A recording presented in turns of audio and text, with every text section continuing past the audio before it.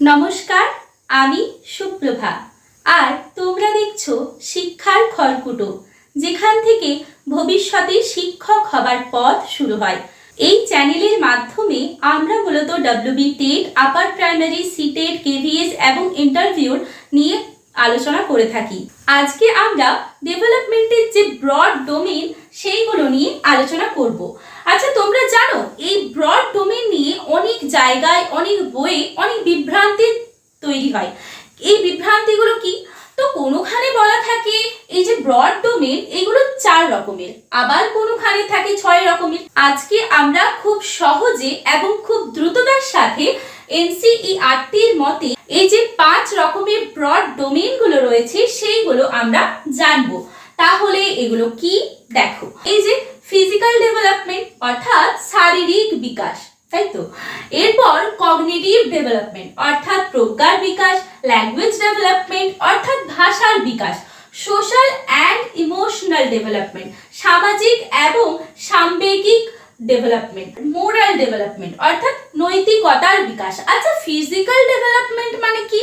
হ্যাঁ, আমরা তো জানি যে ফিজিক্যাল ডেভেলপমেন্ট হলো অর্থাৎ দেহের আকার, আয়তন এইগুলো বৃদ্ধি। এই যে এই ফিজিক্যাল ডেভেলপমেন্টের মধ্যে রয়েছে মোটর ডেভেলপমেন্ট।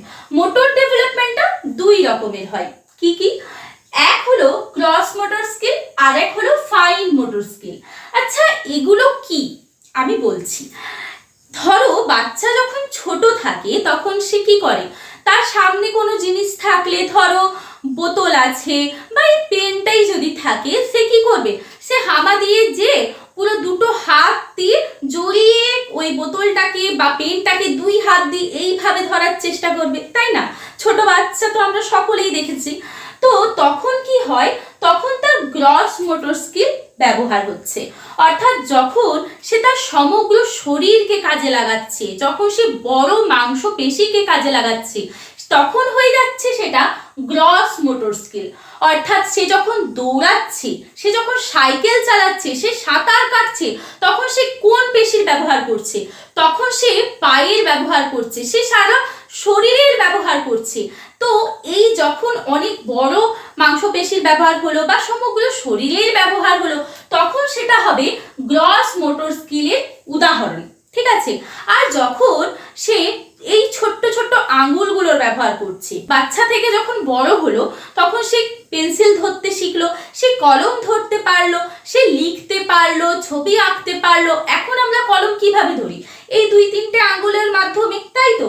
আমরা আবার এই আঙ্গুলের মাধ্যমে ছবি আঁকছি, আমরা এই আঙ্গুলের মাধ্যমে কাজলও লাগাচ্ছি, ঠিক না? তাহলে এখানে কি ইউজ হচ্ছে? এখানে খুব ছোট মাংসপেশির ইউজ হচ্ছে। পুরো সমগ্র হাতটা কি ব্যবহার হচ্ছে? সমগ্র হাতটা ব্যবহার হচ্ছে না, ব্যবহার হচ্ছে এই 2টে আঙ্গুলের, 2-3টে আঙ্গুলের ব্যবহার হচ্ছে। তাহলে তখন এটা হয়ে যাবে যেমন এই যে কলম ধরা, বোতাম লাগানো, কাজল পরা, আবার ছবি আঁকা, এগুলো কি? এগুলো তো খুব ছোট মাংসপেশির ব্যবহার হচ্ছে, তাই জন্য এগুলো হচ্ছে ফাইন মোটর স্কিল, ঠিক আছে। এরপর দেখো কগনিটিভ ডেভেলপমেন্ট। কগনিটিভ অর্থাৎ কি? প্রজ্ঞার বিকাশ অর্থাৎ জ্ঞানের বিকাশ। এখানে হবে চিন্তা অর্থাৎ থিঙ্কিং, যুক্তি, রিজনিং, সমস্যা সমাধান, প্রবলেম সলভিং, তারপর শেখার ক্ষমতা, লার্নিং অ্যাবিলিটি। তো এইগুলো কি? এগুলো তো আমাদের মানসিক একটা ব্যাপার, এটা তো আমাদের শেখার দক্ষতা রয়েছে, তাই না? এইখানটা এটা আমাদের জ্ঞানের সাথে সম্পর্কিত, এটাও তো আমাদের বিকাশ হচ্ছে, তাই না? আমি কোনো সমস্যার সমাধান করতে পারছি, এটা তো আমার বিকাশ, তাই তো। তো আমাদের জানো আমাদের ব্রেনের 2টো পার্ট রয়েছে, একটা লেফট একটা রাইট, তাই তো। এই যে লেফট ব্রেন, এটা কার সাথে যুক্ত বলতো? এটা লজিক্যাল পার্টের সাথে যুক্ত। অর্থাৎ লজিক্যাল মানে কি?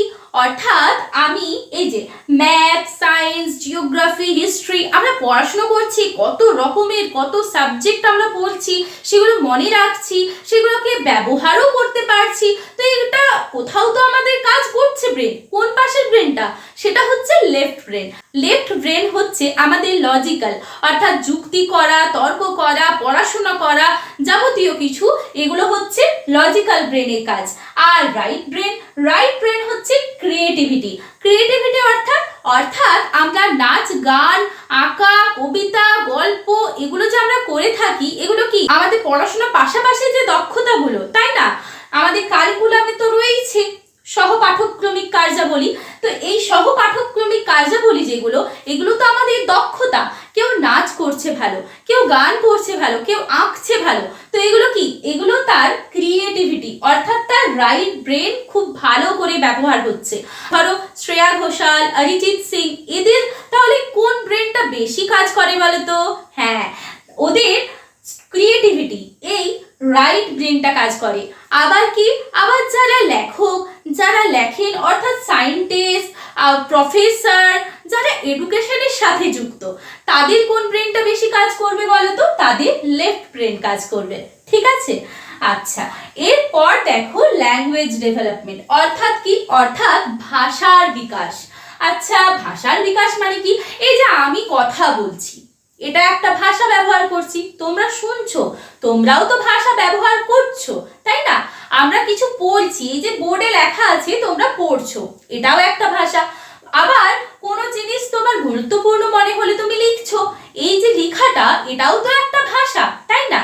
তাহলে আমরা কি করলাম? আমরা এখানে ভাষার বিকাশ করলাম। নিশ্চয়ই আমাদের মধ্যে ভাষার বিকাশ রয়েছে, তাই তো আমরা কথা বলতে পারছি, সেই কথাটা বুঝতেও পারছি, তাই না? তাহলে এই যে listening, speaking, reading and writing, এইগুলোকে আমরা শর্ট ফর্মে কি বলি? LSRW।